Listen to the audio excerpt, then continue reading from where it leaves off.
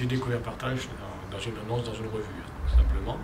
Et on venait d'avoir des enfants qui étaient encore jeunes, donc, et on a dit que ce serait bien qu'on puisse porter intérêt à d'autres enfants qui n'ont pas la chance des nôtres. Voilà, c'était un petit peu ça qui nous a interpellés dans cette annonce, quoi. Et après, c'était effectivement la manière dont c'était fait. C'est-à-dire du parrainage, on pouvait avoir des contacts avec un enfant là-bas en face, on pouvait suivre sa progression, on pouvait suivre sa vie, et donc faire le parallèle avec nos enfants. Donc c'est un petit peu ça qui nous a interpellés au départ, intéressés au départ. Et puis, petit à petit, les enfants ont grandi, on est resté parrain, donc ça fait déjà quelques années. Alors, au départ, c'était un filleul au Bangladesh, donc qui n'existe plus comme partenaire actuellement. Je n'ai plus le prénom en tête. Et ensuite, nous avons basculé sur des parrainages d'action. C'est-à-dire que nous n'avons plus un filleul nominatif, nous avons une structure que nous soutenons. Donc actuellement, c'est en Thaïlande et au Burkina Faso. Donc au fur et à mesure que le temps est passé, c'est devenu un peu un automatisme. Cet argent sortait du compte en banque sans qu'on se rende vraiment compte.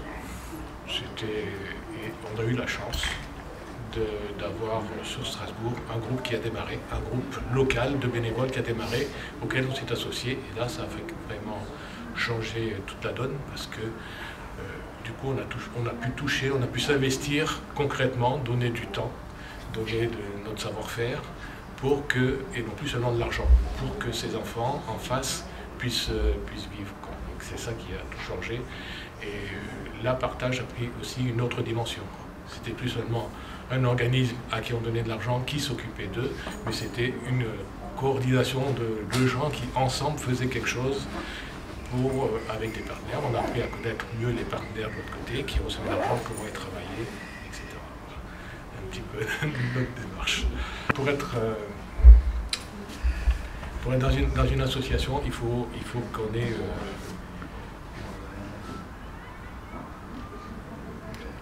dans une association, il faut qu'on soit impliqué. Voilà. Il ne faut pas que ça reste extérieur, il faut qu'on soit impliqué dedans.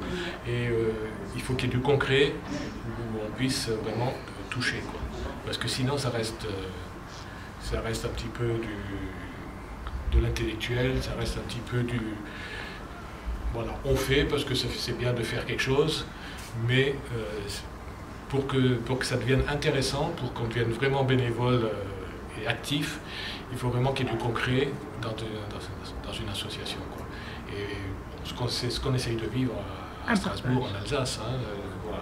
Des actions où un maximum de gens puissent s'appliquer, ne serait-ce que pour 2 ou 3 heures, ensemble, faire une bande. Quand on organise un jeu de piste à Strasbourg, on est 25, et du coup, il y a 25 bénévoles qui se disent « Ah ben, je ne suis pas tout seul, il y en a d'autres qui pensent comme moi, qui ont envie de faire comme moi, et tous ensemble, on fait quelque chose. » Et c'est ça qui fait que les gens reviennent d'année après année, même s'ils viennent que pour cet après-midi d'action, quoi. C'est ça qui donne envie, quoi. D'accord, merci beaucoup. Merci.